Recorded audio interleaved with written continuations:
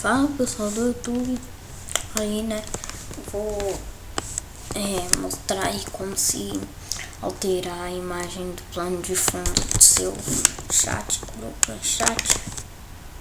Então primeiramente a gente desce do Facebook aqui, ó, do Facebook, só funciona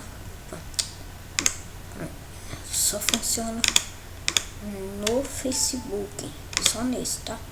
Então, primeiramente a gente vamos vir aqui no Google e vamos entrar no Chrome Web. Vocês entram no Chrome Web. Cadê? Parece que é Chrome Web.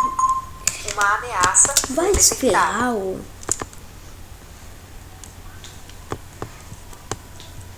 Aí vocês vão entrar aqui e vão pesquisar Facebook Chat, só. Aí vocês vão esperar e vai ser aqui, ó, Facebook Chat Platinum App, né? Eu vou deixar aí na descrição do vídeo ele. E aí você baixa, e não precisa baixar, é só vai estar aqui, como eu já pus, vai estar aqui usar no Chrome, né? Aí você vai precisar de uma conta, ou você faz uma conta, ou se você tiver, você já tem. Aí tá, aí você vem aqui.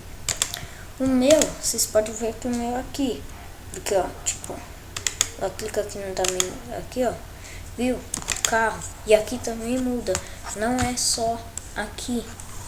Então, primeiramente, gente, segundamente, né? Aí tipo, você quer de um carro. Tá, deixa eu ver se eu acho um aqui. Da hora. Esse aqui, ó. Opa. Ixi, aqui, ó. Botei esse. Você clica salve 3 vezes.